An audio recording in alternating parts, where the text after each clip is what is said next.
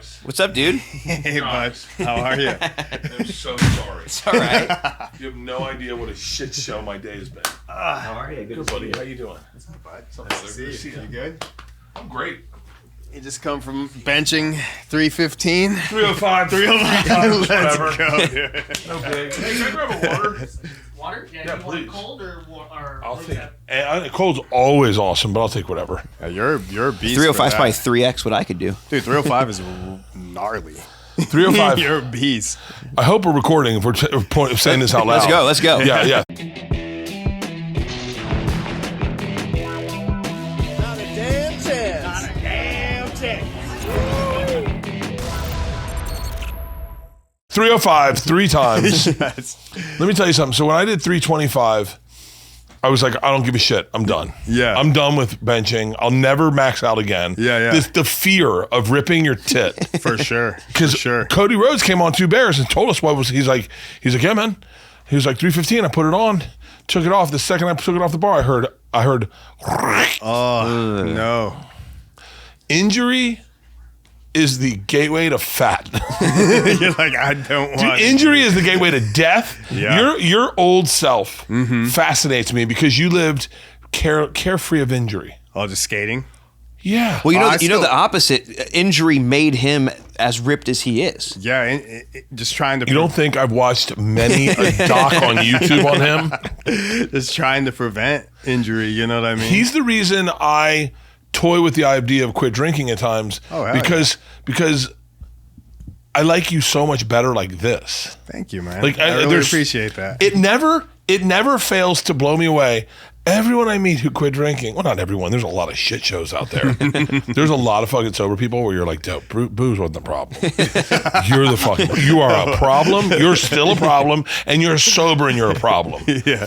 But so I meet somebody. I hung out with Lucas Nelson, Willie Nelson's son, yesterday. Sweetest guy in the world.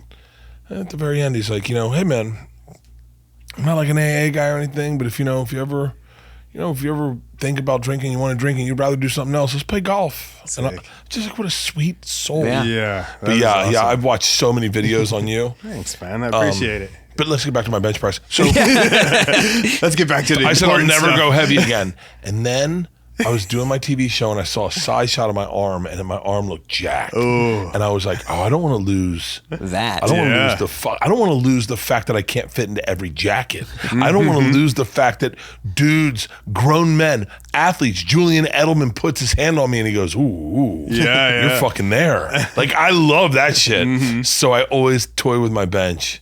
So yeah, 305.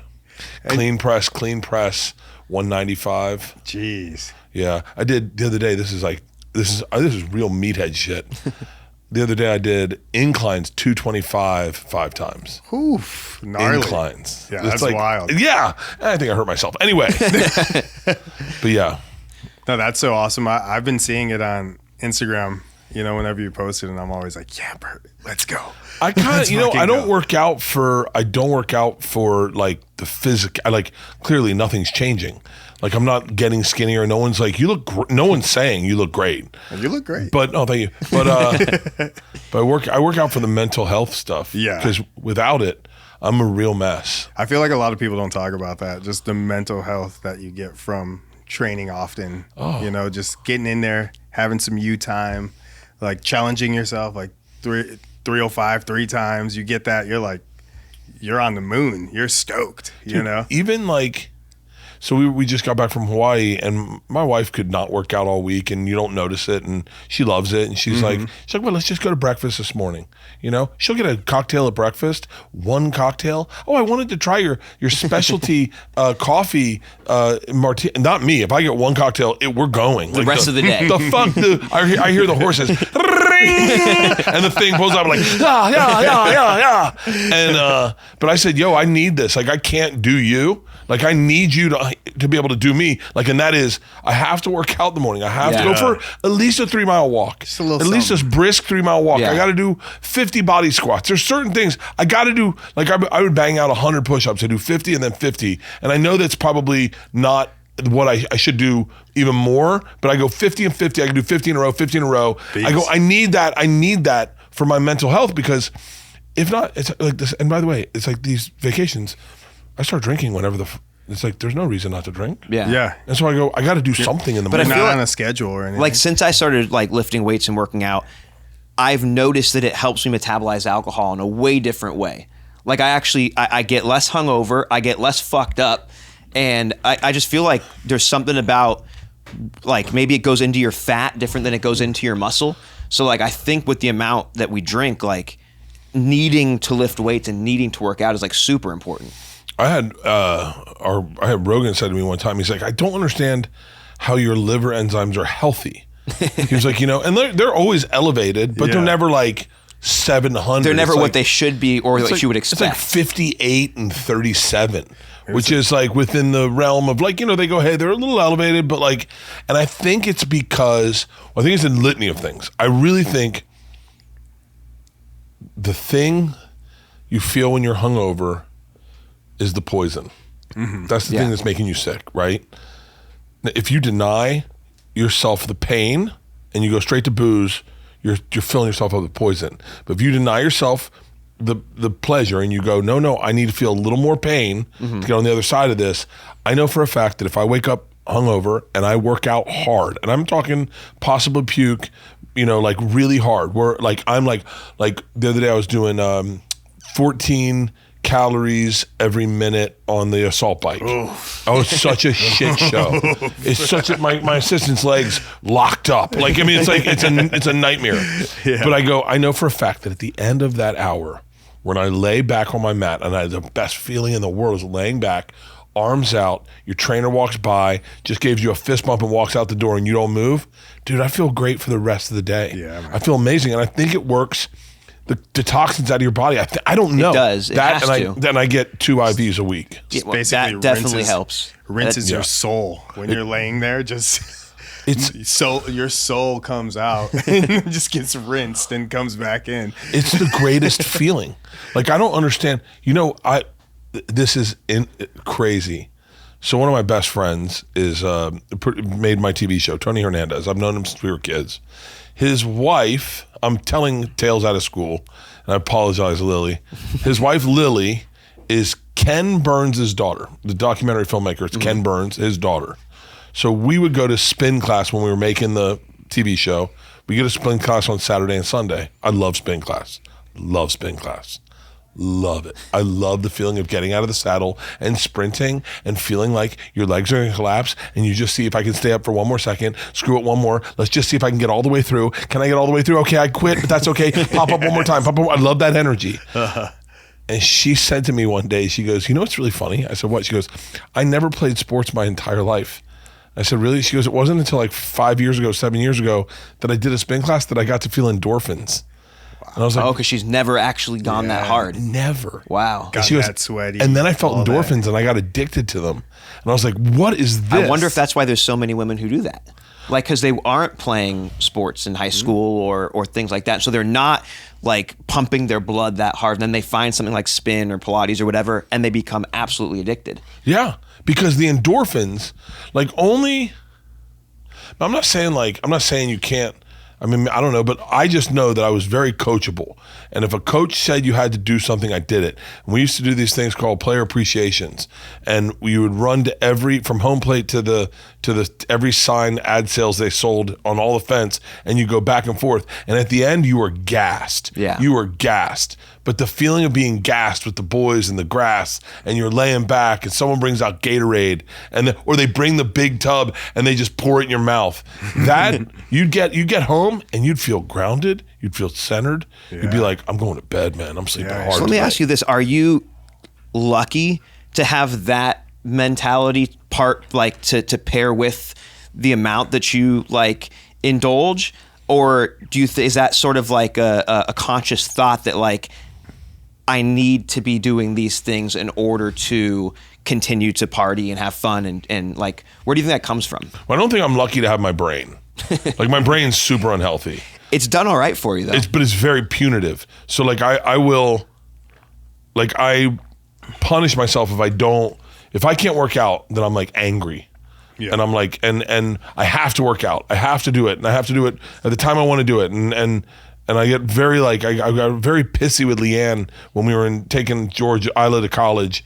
And she was like, yo, we need to be there at 9 so that we can help get her in. And I was like, but I need my plan. I need to do me. I need to work out. I think I'm lucky because I've known what we would all call like legit alcoholics. And they don't do that. They don't get up early. They don't go running. They don't feel like they need to do those things. And so, I have a good buddy who just got sober. I would love to give him a shout out, but I'm not sure that's how that works. But he just got sober, and I heard his regimen. I knew his regimen because drinkers talk to drinkers, and people talk to people, and his regiment was he'd wake up on the road at like 8 o'clock, and he'd go find a bar, and he'd drink until noon, and then he'd go find a restaurant to have lunch at, and he'd drink at the restaurant, and he'd drink there until 4, and then he'd go back to the hotel, and he'd pass out, and he'd wake up for the show, and he'd go to the club, and he'd do the first show, and he'd start drinking, and then he'd do the second show drunk, and then he'd drink all night, and then pass out, and then every day that was his schedule. Wow. It's wild to me. Like I have very like, they're not rules that like I've set up in like a ledger where I go, you can't do that, but if I haven't worked out, I can't drink. Yeah. You know, like if I can't drink during the day. Like I would never, it doesn't cross my mind. Like I would never drink today. Like during the day, I have a busy day of doing podcasts. I don't want to be sober and present for them. Yeah. But however, if you said this being the last if I was one, like, yo, let's if you have want to one. drink, I'd be like, let's go. But also I don't want to drink today because I haven't drank for a while. So I feel good. Oh, really? And it's just for me, it's about getting good sleep.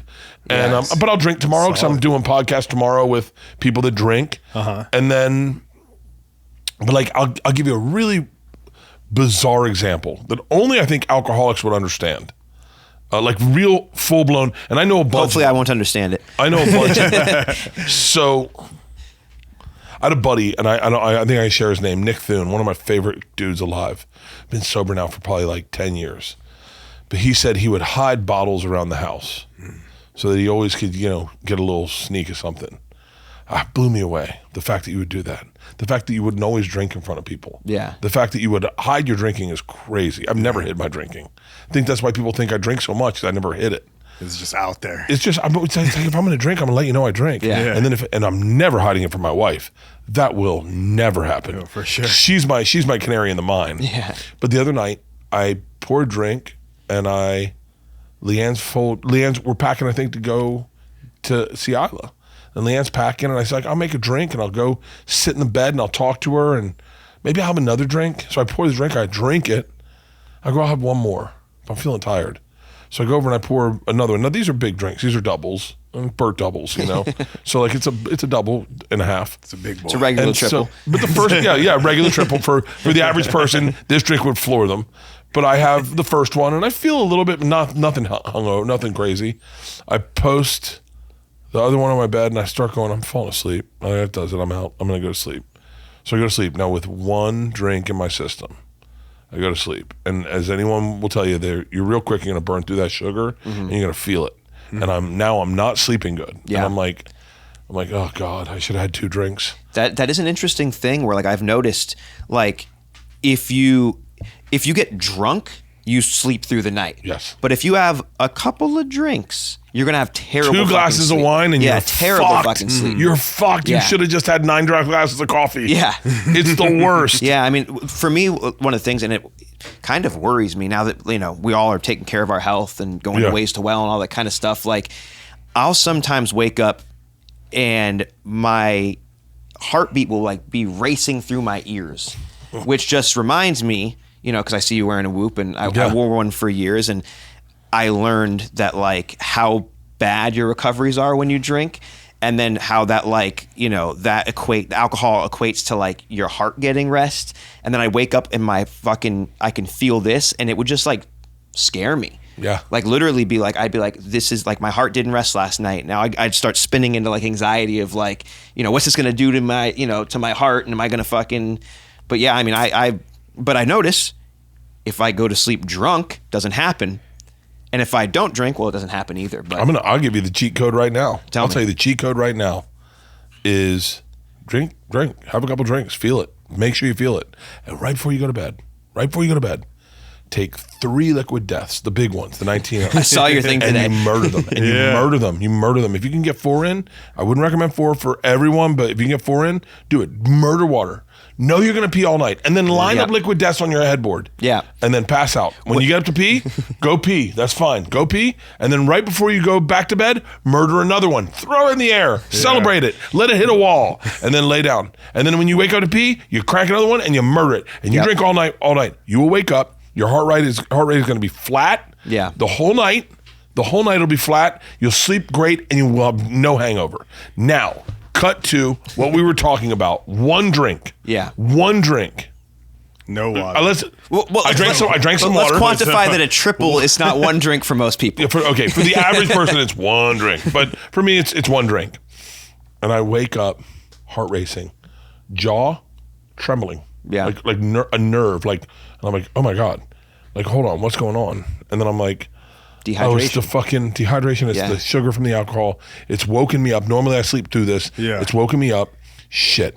And my brain says, we got a traveler right on the bedside. We can murder that real quick. It's right there. Feel the and go right to sleep, and we'll sleep through the night. And we have a busy fucking day. But whatever broken part of the Catholic Church or my family gave me was like, you are not allowed to touch that drink. You sit and you deal with this because this is the hole you dug. You wanted to be old Captain One Drink? You should have had no drinks. Fucking sit there and you fucking deal with it. And then wake up in a sweat an hour later, sweating all that bullshit out. Never would have happened if I had had 2 drinks. Yeah. Never would have happened. I just would have been like, good night. Just out. Black. Just out and feeling great. Murdering water before I go to bed.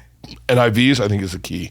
That was my thing when I was younger, and I don't really do it anymore. But I always had this idea that if I woke up, I'd have like a big 33-ounce, thing of water. As long as I woke up and it was empty, I'd be all right.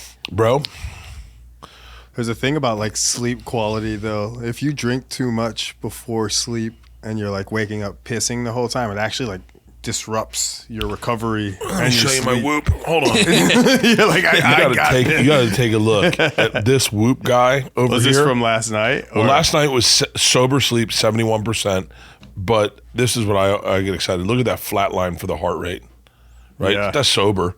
Now I'll show you a drinking night, and you're gonna be jealous. I'm gonna show you a drinking night, and you're gonna go, huh? Okay, this is the night I drank. Hold on. What day is this? This is Friday night. This is me and Guy Fieri. This is a Friday. Guy Fieri comes over at 10 in the morning, and we start drinking at 10 in the morning. And we did podcasts until 4. I then said to my wife, what are we doing tonight? I got so pumped. Hold on. You ready for this? This is Friday night. Oh. Let's see this. Friday night. I go to sleep Friday night. I get 94% recovery. Oh, wow. Okay, let's take a look at this flatline heart. Look at this fucking flatline heart. Jesus. That's just me murdering water. What's your resting heart rate? On this day, it's going to be 74, I'm guessing. 64. That's not bad. 64. That's not after bad. A full fucking day of drinking. And four liquid deaths. Let me ask. You know what I did that night? You know what I did that night? So like I'm a big drinker and like I like drinking. And I think you'll really appreciate this, but I think the delivery system of the alcohol or anything really serves the experience. So when people say they love their Stanleys, I get it. I love a good cup. I love a growler. We got some great growlers that can give it to us. When I drank Kool-Aid back in the day the way I used to, I always had it in a 32-ounce growler, a beer growler. Would stay nice and cold all day. Crushed ice. I love crushed ice. I'm a big fan of ice. I think if I bought into a restaurant, I would be focused more on the ice served because it's part of the cocktail experience. Not a big cube guy in a whiskey. No. I want crushed ice. I want it to melt. I want it to taste. I love all of it. So I got really obsessed with cups, with what kind of cup I like. Now I love a good pint glass, like from like a British pub, and so that's what I want for a long time. And then one day I thought, why am I shooting myself in the foot with just a pint? It's like I go through it so quick, and now I'm getting up to get another one. So I said, what do I want? And I thought, well, my favorite delivery system is obviously styrofoam. And styrofoam's like, Come on. I mean, who are we fucking with, right? So I ordered. It insulates. It keeps it cold. It's the best. It's like the OG. You know? it's the Anything OG. that comes in that styrofoam cup. And then I was like, I go on Amazon and I'm like, yo, 32-ounce styrofoam cups? How great is this? Yes. Right? So I buy like 500 of them. And I'm like, I'm going to put them at all my houses. So every house I have has, so I'm going to put them on my tour bus. And then one day we're on tour. And I'm like, styrofoam cups on stage, it looks like I'm drinking syrup, you know? It looks like I'm drinking lean. lean. So I'm like, all right, I got to get away from styrofoam on cup. So I bought Starbucks cups. Okay. The Trent, the Ventas. And I was like, these aren't bad. And then one night I'm in a Mexican restaurant and I go, dude, any cup poured in those red Mexican Coca-Cola cups. Oh, Yeah, like the old school like pizza like shop that you go to. I go, every drink in there felt like you purchased it somewhere and it tastes just a little bit better. Yeah, it's like it's from like an old school like fountain machine. I bought 170 of those packages, 32 ounces. And I'm telling you, man, my favorite thing in the world is I'll fill up. In the morning, I have all my coffees in the Coca-Cola cups, and at night, I take a LMNT, I crack it at the bottom of a 32-ounce styrofoam, I fill it with ice, and then I microdose the LMNT as I fill it up with 32 ounces of water on crushed ice. Ooh. And then you can just, at the end, you feel a little taste and you fill it back up again. And then if I'm really getting flirty, I'll throw a Kool-Aid on top. Kool-Aid, LMNT. I'm getting, my dick's getting hard. This is like... It's like a snow cone, basically. I love a drink. Like a drink, you know, like like certain drinks will make me angry. Like if I get on a plane, she says, what can I get you to drink? Well, it's always double Jack on the rocks, lots of rocks. I need lots of rocks. But if you're saying now I've had 2 of them and we're going to do this negotiation where Bert's done drinking on the plane for, purposes of hard alcohol, then I'm going to get a beer. But if you pour a beer in one of those small plastic cups, you might as well shit in my mouth because that makes me angry. I want the whole beer in the whole can. I want to measure it myself. I sneakily think they pour half of it in and then throw it out. They might. I think they do, and I'd love a flight attendant to reach out. But it's great delivery systems of the fluid is so important to me. It's so important to me. It doesn't taste right in that little plastic cup neither. No, a beer definitely doesn't. No. And usually, though, if I get a beer on a plane, they'll like bring me the can and the thing. You're saying they just bring you the... Sometimes they brought me just the little plastic cup, and I go, where's the rest of it? Let me see. Let's talk about brilliant delivery systems of fluid, okay? How awesome. I'm gonna get excited. How awesome is a diner coffee mug? Yeah. Thick and rounded. Oh, yeah. Not that much coffee. Like a Waffle House. When you get one of those, you're like, ooh, can I get a coffee? Do you want me to top it off? Always. You want a coffee just for the cup? Are you kidding me? I feel like my grandfather right now. I feel like I went to war and I earned this cup of coffee. It's the fucking best. That's true. How great are, okay? One of the best, listen, we can all say Starbucks is great. I think there's a flaw. In the venti hot coffee, it's too much room. By the time you get to the bottom, it's cold. That's all I'll say. The New York, the blue and white cup with the writing all over that you get in the bodega, that cup is the perfect hot cup of coffee size. So, that's why, so when I drink beer from the draft, if I can, like at any of my restaurants, I fill a small glass, never a big glass. So smart. So I can drink cold beer. Because if I get a full pint... I might have to drink tonight. This much is going to be not cold. May not be warm, might not be bad, but it's not going to be cold. Yeah. So whenever I can, I'll try to drink my beer in almost as small of a vessel as I can. So every time it's fresh and still sparkling and ice cold. I do have a question for you though about the Whoop score you pulled after your day with Guy Fieri starting at 10 a.m. and keep going. Did you go to sleep early that night or did you drink late? No, I went to sleep at like 8 o'clock. So I've noticed that when you day drink and you get a better night's sleep than almost if you didn't. Like, swear to... It's don't check the math on I that. hope Andrew Huberman's listening to this. Don't check the math losing on that. his mind. What the fuck? He's cutting his own tattoos off. God damn it. Well, I mean, I will tell you, I'm not a good sleeper. And and I'm sober most nights when I go to sleep. I have a pretty good relationship with alcohol now. And like if we're going to go out and we're going to have fun, I'm going to get drunk.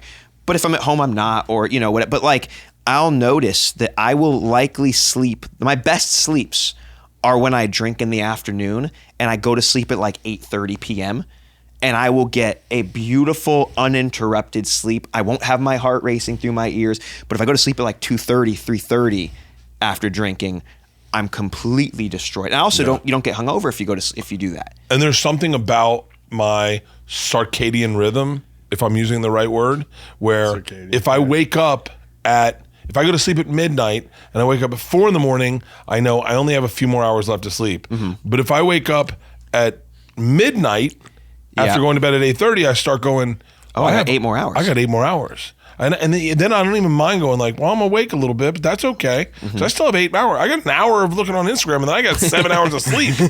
And then I don't feel bad getting up. It's tough because here's the thing is, the truth is, what is the old thing? Nothing tastes as good as skinny feels. Nothing's more intoxicating than sobriety. Mm-hmm. Sobriety is fucking brilliant. I mean, it is blinders off. It is fuel. I mean, I used to say, and I only say that because I haven't been super sober in a while, but it is, you see the trees for what they are. You get to see it all. And I would notice that I couldn't notice the trees when I was hungover. Mm-hmm. If I was hungover, I was like this and down here, and I was like, I'd even go for a jog and I'd feel a jog, but I didn't see the trees. I didn't experience the joy. You can really appreciate things basically when you're like the littlest thing. Not fighting being hungover. Yeah, it's and it makes you wonder, like, especially like, why did I do this in the first place? Like, I was sober for I think 3 months, 4 months, and then I had to drink. I was doing my cruise, and it was like the first day, and everyone knew it. I was like, I was not sober forever. I was like, yeah. And Leanne's like, what do you want to drink? And I was like, I don't know. Like, I don't really want to. I had no interest in drinking. Yeah. If I could have lied to everyone and just not drank, I would have. But I'm not that person. I'm not. If you're buying tickets for my cruise and you plan on partying with Bert, I'm partying with you. Yeah. And sobriety, I don't hold it as precious as I should at times, maybe. But I go, I'm gonna get loose. I woke up the next morning. We drank Ace of Spades. Never drink it. It's the worst thing I've ever had in my life. No offense, JC. I woke up the next morning and I sat on that toilet. I said, why would you ever do that? Mm-hmm. You were perfect yesterday and you welcomed poison into your life. And now I'm really going, am I having a stroke? Because I don't feel good. I haven't felt like this in so long. This is so foreign to my body. And next thing you know, I see Mark Norman. He's like, hey, want a pina colada? I'm like, let's fucking go. Why not? Oh my God. But then cut to, we went to the Cayman Islands and Leanne was like, we're on vacation. Let's have a drink at lunch. Let's have a drink at dinner. Let's have a drink. And we get fucked up. And I'm at the airport, stomach in knots, think I'm dying. And I'm like, bro, the second I get home, I'm done drinking. Yeah. And then I went on another month of not drinking.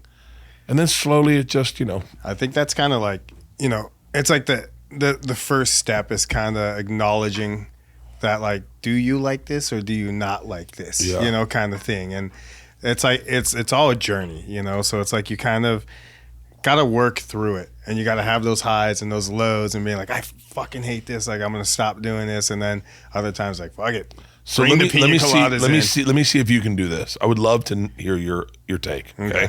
Now remember, this is a somewhat creative take on drinking, so it's supposed to be fun and loose. But like I said to Tommy, when I had my longest stint, I think, of not drinking, and I was smoking pot at the time, I said, it's so weird. It's like I'm dealing with a breakup. Alcohol was my high school girlfriend. Kind of sad, kind of miss it. I almost miss her, but I haven't called her and I don't want to call her.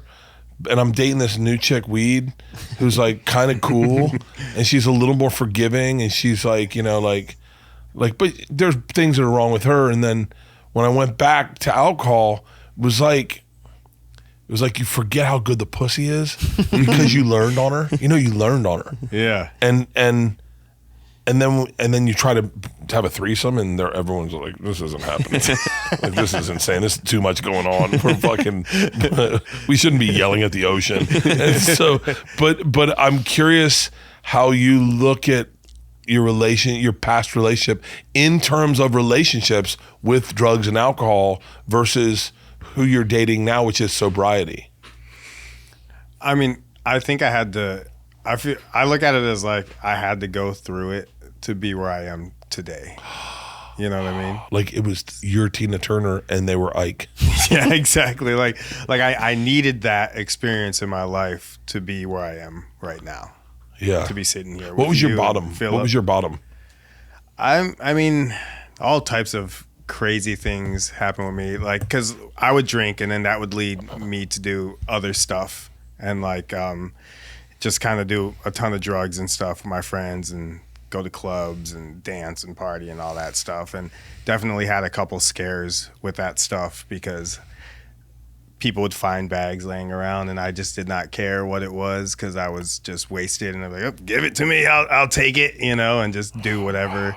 And like definitely had like a couple nights where like I felt like my heart was gonna rip through my shirt, you know, and like I don't know if I'm gonna wake up, you know. And was it one of the things, was alcohol the gateway of like everything? Like you're like, it kind of took away my my decision making. Because like when I started to party, it was like, okay, once I got to a certain amount of drinks, it was like everything's out the door. Give me whatever you got. I'm like, we're going in. oh, you know? my buddy, one of my really good buddies had that. Yeah. Had that really bad. Mm-hmm. And his wife was like, yo, the booze has to go. Yeah. Because if the booze goes, everything else goes. Yeah. And he hasn't drank in like probably 10 years. And I always say to him, do you think he'll drink again? And he's like, maybe. Like, but he says maybe, and you can see his wife behind him Like going, that was Like, that's the no, last. no. That's, yeah, I've had friends who've had that sort of thing where it's like they only royally fuck up when alcohol is introduced into the equation, and luckily they're able to get their wives, their girlfriends, whatever, to acknowledge that although they are culpable and they are part of the problem, the alcohol allowed the bank. Like, you had an idea to rob a bank, but you did it when you were drunk and you'd never actually have the balls to do it sober. So as long as you don't ever touch it again, I trust you'll never rob another bank. Yeah, like it almost brings out like this party demon. Because I get to a certain point to where I'm no longer the Neen you know right here. I become this other person that is just extremely destructive in like a positive, happy way. But I will take every substance known to man and just see how far I can go before I just like black out and wake up tomorrow. can I say the most fucked up thing? Sure. You're almost lucky. You think so? Yeah. I'd much rather that than what I got. Where I can just, I have no interest in looking for drugs. I have no interest in doing drugs. I get to the end of my day and I go, I think I'm going to go to bed. Like I never go, it's not enough. Like I always go like, I think I'm good. I'm going to start drinking water and go to bed. Because in my situation, it's a slow deterioration of, like my cardiologist told me, he's like, yo, one day you're going to have to stop. Yeah. Like that's just the truth. But it's like, is it this week or next week or? But I think there's ways to, I mean, if you want to continue drinking, there's just ways to mitigate it. Really? You know, I mean, there are ways to like solving for whether it be, whether it be IVs or just making sure you're doing your blood work every 90 days so that you can make sure that nothing's getting out of whack. You're testing for, for cancer screens and all that kind of stuff. I'm starting to learn because I've just did this plastic test actually. Yeah. And I found out, so 2 years ago I took a test because I was having like this like weird whooshing sound in my brain. And they were like, it sounds like heavy metals, let's get this test for you. And there was heavy metals and some other things, but one of the things that stood out to me and to Waste to Well was my plastics on a scale. You know how it works. They have like the green, yellow, and red. So with Waste to Well. I understand green, yellow, and red. Yeah. But like, So- I do. Yeah, I'm yeah. sorry. I'm Yes. sorry. You meant. Sorry, I didn't say the chart. Yeah, I know the chart works. So the green part of the chart is like for how much BPAs are in your blood is like 0 to 2. And then yellow is 2 to 4. And then red is 4 to 5. I was 18.5. on a scale of 0 to 5. So I went on a 2-year full-blown abstinence of any prepackaged plastic bottled water. I would not, we'd literally be out, we were in Europe last summer and we'd spend afternoons trying to find glass bottles because they just don't exist. Yeah. Fast forward 2 years, I do my blood work again. It's actually a urine test, but I did it recently. I'm down to 1.1 in my BPAs. I dropped from 18.5 to 1.1. And those plastics got to be cancer, right? Well, I don't know what it is, but the point is, and then I found out that I have all this black mold in my brain and fucking all this other shit. But I kind of feel like there are so many hidden ailments that you wouldn't know, that you don't find out from your doctor. But if you can solve for all of those, yeah, then you can have some. You can put some poison in your body. But literally, they told me you should probably drink less because right now your liver needs to detoxify the fucking the black mold that's in your fucking body. Wow. Because your body prioritizes the alcohol. And so it's not detoxing all of the bad things you're picking up. You eat an unorganic tomato, and do you know how much Roundup I have in my fucking blood? Roundup. Yeah. I mean, and nobody knows these things, but they do. And as you start to get them out, the alcohol will get rid of more fat, get rid of these other things, and your body will react differently to it.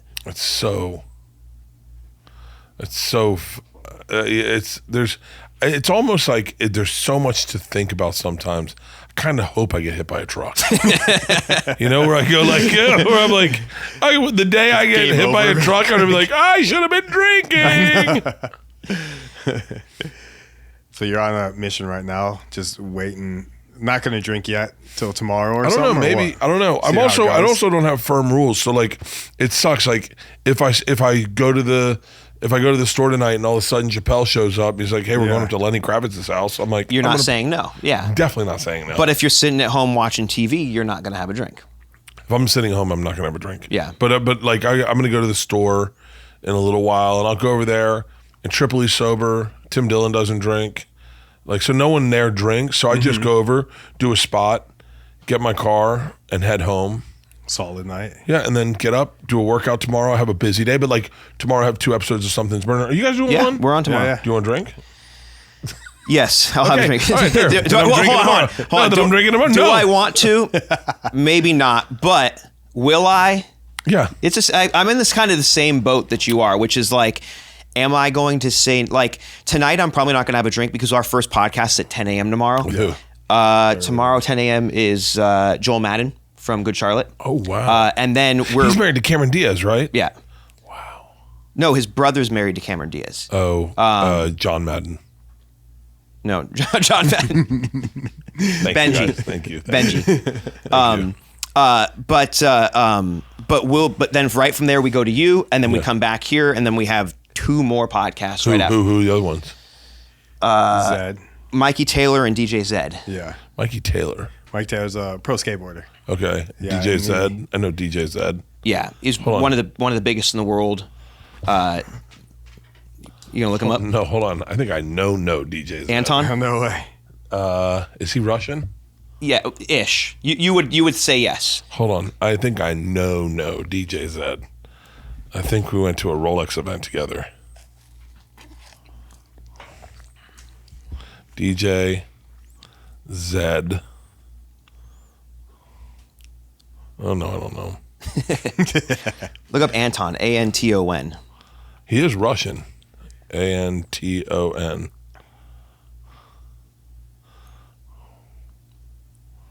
There's a lot of Antons. It's not coming up. I thought I knew him. He's I don't know. But anyways, we have 4 different things to shoot tomorrow. So Keep it kind of like chill. kind of like have a drink. We'll have a drink. Yeah. I mean, I look at I have I get on a flight Friday morning. I'm going to drink Friday morning for my flight. A show Friday night. So zoning in.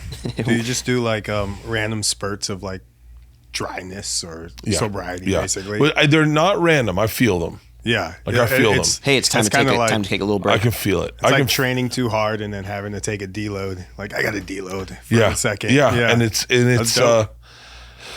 I don't, listen, I hate to talk in hyperbole about my drinking, although I have done nothing but, and I hate to talk in firm rules about my drinking, although I've done nothing but. I think rules make it harder. I think you should have ideas about how you want to approach your relationship, but also I think one of the most important things, and we were talking about this earlier with, we had a guy on, another pro skater, and we were talking, Paul Rodriguez. Yeah, Paul came on. I fucking love that dude. Yeah. He actually said it. He might come to the store with us tonight. Oh, for real? Yeah. Oh, lower your expectations. He's someone who I think was, when I was hanging out with him, he wasn't drinking. He was doing a cleanse, and the next time I hung out with him, we got drunk. Yeah. And then I love. I didn't mean to interrupt, but I'll real quick. My favorite thing in the world to do is introduce people to each other. Yeah. I love it. And we go to a party, and it's like a crazy celebrity party, and I recognize Paul. And as everyone knows, I am a huge skateboarding fan. Yeah. I have tons of skateboards. I've skateboarded my whole life. I suck. I thought Tony Hawk taught me how to ollie when it was a fucking lie. It broke my heart. I've never felt more defeated in my entire fucking life. But I know who and I know his dad, right? Yeah, but of course. Yeah. So I see Paul Rodriguez at a party, and I'm like, dude, I'm Bert. And he's like, no, I know who you are. And I was like, for real? He was like, yeah, I'm like a fan. And I went, and I go, oh, because your dad, of course, yeah. So we're like bullshitting. And he was like, dude, this is a crazy famous party. And I was like, you're Paul Rodriguez. Like you're the most famous person here, in my opinion. And he was like, no way. And I go, yeah. He was like, you're more famous than me. I go, bullshit. I go, bro, you're one of the best skaters ever. And he's like, oh, thanks. I go, it's the lead singer of Imagine Dragons. And he goes, I know, isn't that crazy? I go, you want to meet him? He goes, do you know him? I go, nope, I'm about to introduce you to him so I can meet him. So I walk over, I was like, hey, this is my buddy Paul, he's a pro skater. And he's like, oh, hey, I know who you are. And I was like, oh, Bert, I'm a comedian. And he's like, I know who you are. We're hanging out with the guy from Imagine Dragons. Paul's like, do it again. I love that I've seen you in the wild doing this before. I do it so aggressively. That dinner in Vegas, the crazy one where we ate butterflies, that was one of the funniest things ever. Do you remember who my big fish I landed that one was? Was it the wife of somebody? Tammy Reed. Yeah. Andy Reid's wife. Her husband was coaching the Super Bowl the next day. I was like, who wants to meet Tammy Reed? I fucking love it, dude.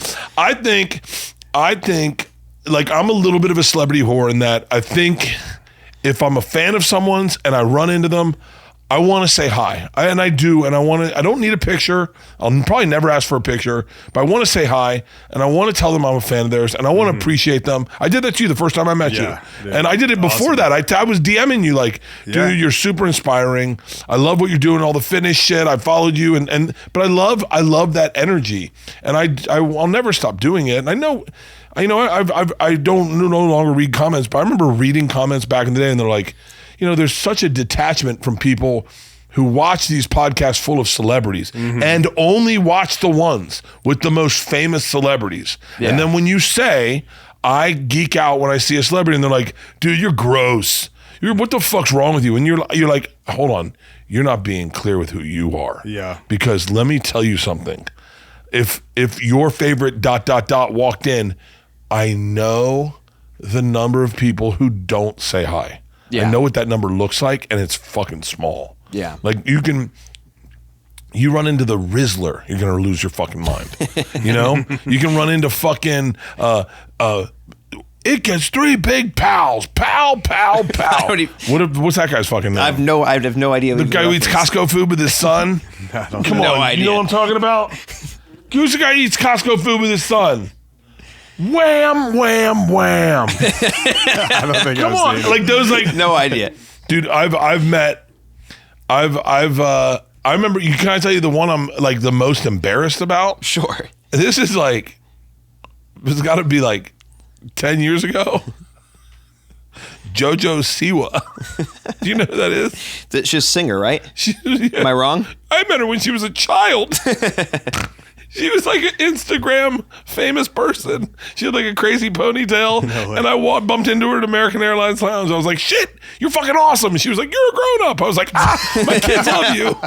But yeah, I don't give a fuck. I'll do it to anyone. I actually had an experience. I was telling him this morning, I won't say what hotel, but staying at a hotel here, having breakfast at 8 o'clock in the morning. I look to my right, and I'm a drummer, and my favorite drummer, one of my favorite drummers is sitting right next to me. Fred Armisen? My second favorite drummer, Adam Carson from the band AFI. And I like was, and I sat there and I know as a drummer, you're never going to get the amount of people that the singer is going to come up to or the guitar player is going to come up to or anything like that. And so I kind of was just like, I don't want to bother him. I'm also a little bit nervous because like literally like when I was a young drummer, he posted like the size of his whole drum set, and I had a drum set made of all the same size, because like I loved the drum sound. But and then I just started to think like how much I like it when people come up and say hello, because I don't get it a lot. Like we'll be walking down the street or through fucking Whole Foods and they're stopping him every 5 minutes, but I don't really get that. But I like it because it makes me feel good. It makes everyone feel good. So I decided I was like, hang on, even Joe.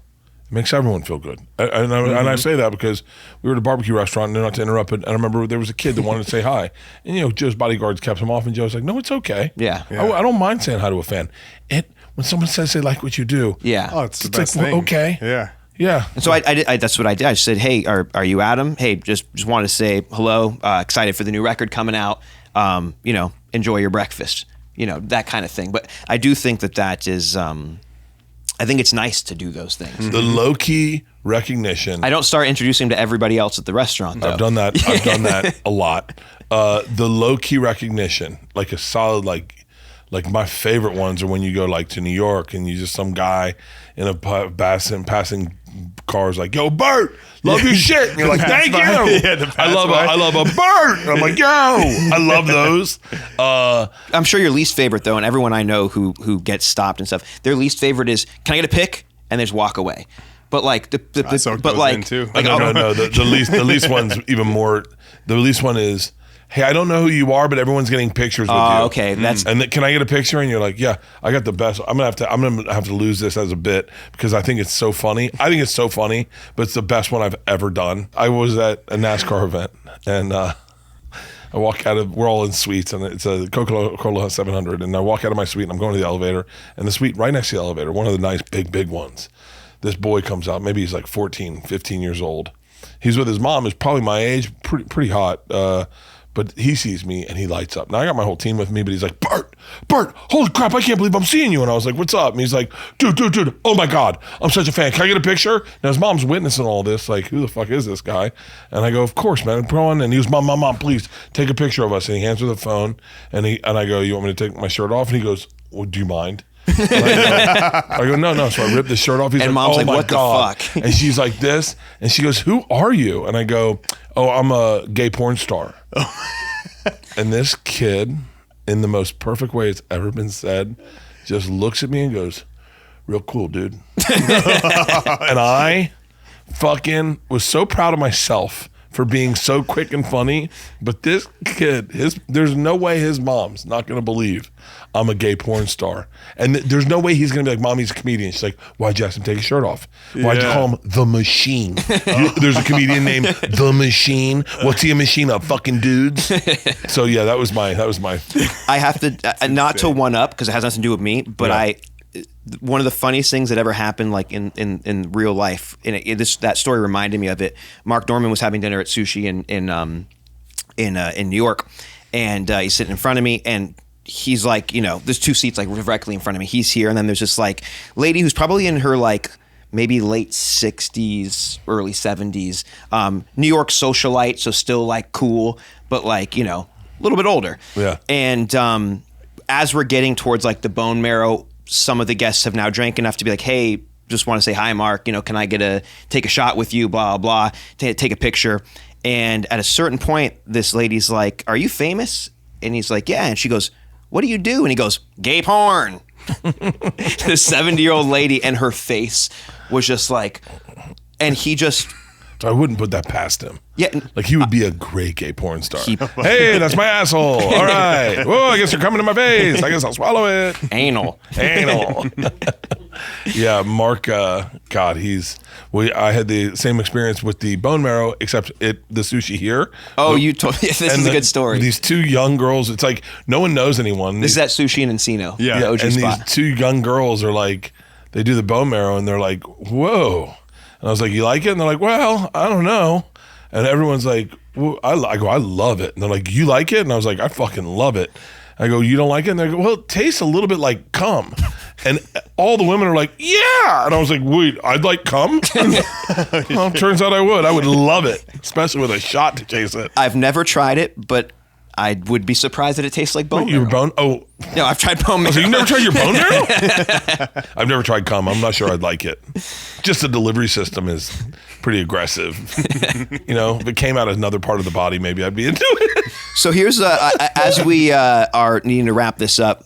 Typically, we have this sort of final question that we ask, which is sort of normally we'll go through somebody's entire career and all the things. And this has been an absolutely amazing conversation, and I've loved it. And I actually think this will probably be more beneficial to people listening about our conversation with alcohol, because 80% of the world battles with that. So I think that people will get a lot out of this. But typically we ask based on where you are. And the thing also is most everybody who watches this already knows who you are and what you've done with your career.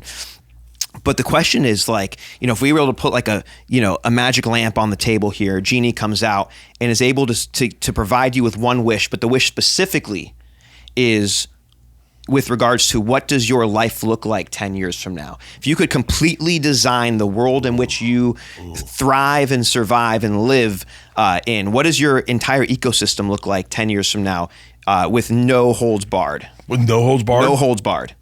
The number one word that came to my mind was relaxed. I would love for it to be relaxed, meaning I don't want to be grinding the way I am right now. I would love to be able to find peace, enjoy it, find a hammock and like it, and not be in a panic. I would love to have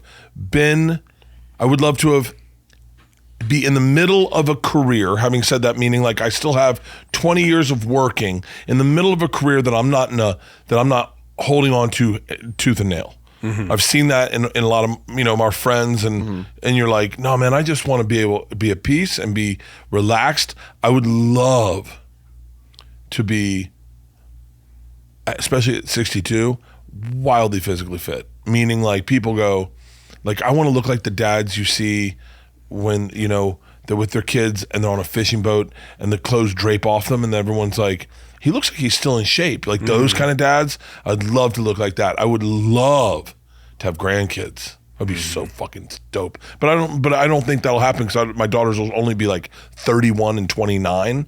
But I would love to have I would love to be a young grandfather. Yeah. And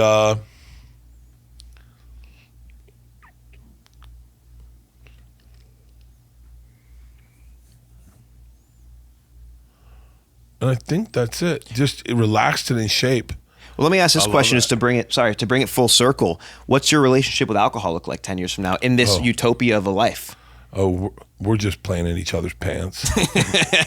We're not fucking or anything, but we play with each other's privates, in a fun way, but in a weird way where I go, I'm at an age now where it's I love it. I still want to party, but I'm not getting fucking wasted. I'll have a couple drinks with you. Yeah. Hey, yo, what was that Porosos? Absolutely. Get it over here. Yeah. But I'm getting to bed at a good time and I'm not working crazy hours. So I'm getting to bed at a good time. I'm having a cigar when I want one. I'm having a joint when I want one. I'm having a drink when I want one. But a lot of my time is spent I hope I get involved in a really cool activity and doing that activity in a fun way, whether maybe it's golf or maybe it's surfing or maybe it's, paddleboarding, or maybe we live and we have a Porosos bar on St. Lucia, and I'm there a lot. I would love to,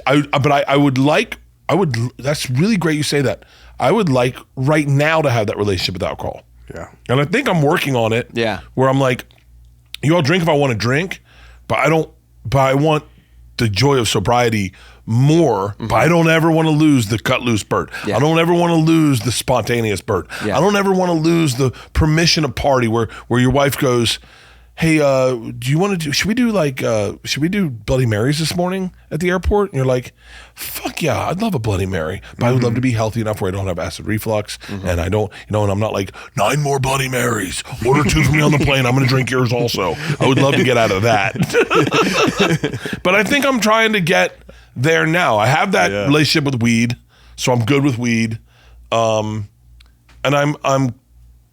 I think I'm a lot closer with alcohol than I think I am. We'll find out on this tour. That'll be the truth. Is on tour I'm usually the healthiest. Yeah. I feel like you're getting there. Yeah. know? I look good. I feel good. Hell yeah. I'm benching like crazy. I'm getting IVs like fucking nobody's business. Do you have anything coming out that we should look out for? Permission to Party World Tour. It starts September 18th in Rockford, Illinois. It's I don't know when this comes out, but I have Red Rocks October 1st. I'm touring until December, and then I start back up in January. I'm getting ready for a new hour special on Netflix. I got a show that I won't promote because you're not going to remember, but I got a show coming out on Netflix. A sitcom I just shot. Hell yeah. And yeah. See, this makes me feel like I definitely don't want to drink tonight because I feel really good right now. Hell yeah. But tomorrow, a little. Fired up. Fuck yeah. Well, we're going to go grab dinner. You guys are invited. I got to go do a spot at the Improv. All right. Well, maybe we'll see you after. Yeah. I'll see you at the store. Yeah. Yeah. Thank you for being here. No, thank you for I being appreciate here. it. Thank you, Bert. Thank you for having me. Hell I'm yeah. sorry I was late. It's okay. It's all. We'll do it. We'll do it again. Let's do it again. We'll do it again, and this will be like the Bert Kreischer relationship with alcohol episode, and then we'll do like different chapters. Yeah, we'll do like the regular episode. Fuck yeah. Hell yeah. Thank you guys. Thank you, brother. Bert. Thank you, brother. That's a wrap on today's episode. Hit subscribe now if you want to follow along. We have some awesome guests lined up that we sit down with. Make sure you follow the Not a Damn Chance podcast on socials at NADC Podcast. We'll see you next week.